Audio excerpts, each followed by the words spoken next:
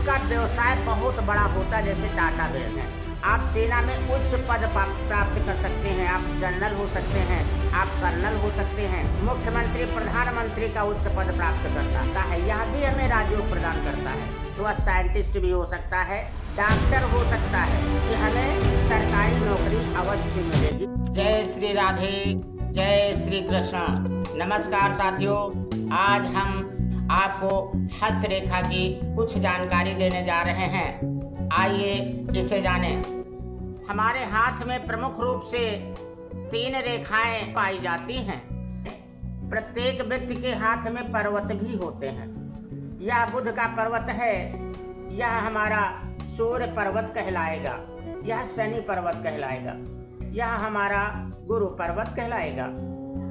जो पर्वत अधिक ऊंचा उठा हुआ होगा वह उतना ही प्रभावशाली होता है।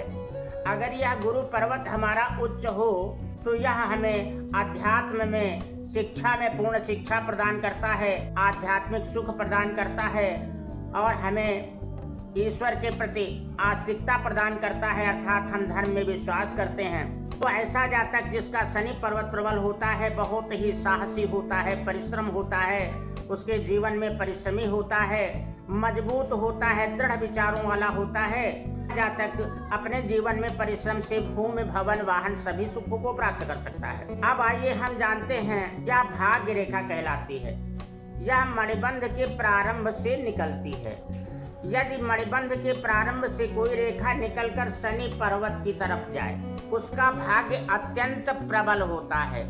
ऐसे जातक राजयोग की प्राप्ति करते हैं, किंतु इसके साथ साथ शनि का पर्वत बलिष्ठ होना चाहिए। तो आप सेना के संबंधी कार्यों में राजयोग प्राप्त कर सकते हैं, आप सेना में उच्च पद प्राप्त कर सकते हैं, आप जनरल हो सकते हैं, आप कर्नल हो सकते हैं, यानी कुल मिलाकर आप सेना में उच्च पद की प्राप्ति कर सकते हैं। अगर कुछ कम है तो आप प्रशासनिक पद प्राप्त कर सकते हैं। यदि हमारे हाथ में अंगुष्ठ के मध्य में यदि हमारे यवाकृति हो तो यह भी लक्षण बहुत शुभ माना जाता है, यह भी हमें राजयोग प्रदान करता है, हमारे जीवन में धन की कमी ही नहीं आने देता और हमें राजयोग भी प्रदान करता है।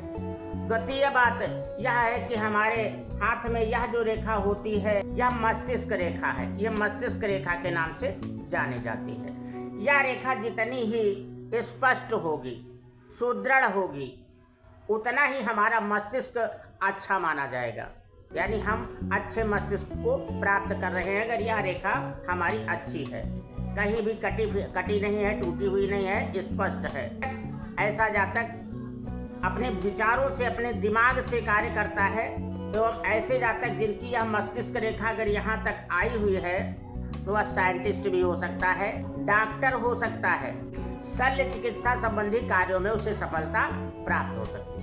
यदि जीवन रेखा, यह जो कि हमारी जीवन रेखा है, यदि जीवन रेखा के समानांतर कोई दूसरी रेखा चल रही है, देखें समानांतर दूसरी रेखा चलती है, इसे हम भगिनी रेखा के नाम से जानते हैं। यह भी हमारे राजयोग को प्रदर्शित करती है कि हमें सरकारी नौकरी अवश्य मिलेगी, राजयोग अवश्य प्राप्त होगा। जिसके हाथ में यह भगिनी रेखा होगी उसे राजयोग की प्राप्ति अवश्य होगी। हमारा यह क्या होता है, यह चंद्र पर्वत होता है, यह जो होता है ये चंद्र पर्वत होता है। यदि हमारा यही भाग्य रेखा हमारे यहाँ से निकली हुई होती चंद्र पर्वत से, तो क्या होता है, ऐसे जातक परदेश जाकर खूब धन कमाते हैं, विदेश जाकर खूब धन कमाते हैं। इस प्रकार से ये रेखाएं राजयोग बनाती हैं। हमने बताया कि अगर आपके हाथ में भगिनी रेखा है तो राजयोग की प्राप्ति है, अंगुष्ठ मूल में जव है तो राजयोग की प्राप्ति है। यदि भाग्य रेखा आपके शनि पर्वत को जाती है तो आपको भाग्य दे रही है, राजयोग की प्राप्ति करा रही है। यदि शनि पर्वत पर उच्च है, प्रबल है, उठा हुआ है तो करा रही है। बृहस्पति पर्वत उठा हुआ है तो भी होता है।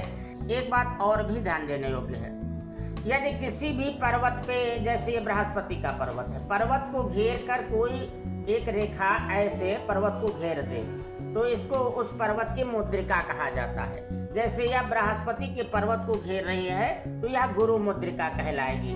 यह गुरु मुद्रिका जिसके हाथ में होगी वह व्यक्ति अध्यापक से भी बढ़कर पद प्राप्त करता है, जैसे प्रोफेसर। यानी किसी शिक्षक पद में उच्च पद को प्राप्त कर लेगा। शनि के पर्वत होने से जातक सेना में उच्च पद प्राप्त करता।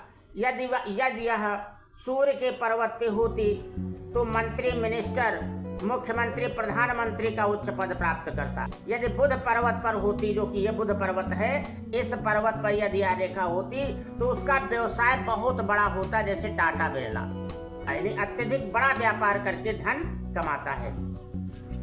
इसी के साथ साथियों हम अपनी वाणी को विराम देते हैं।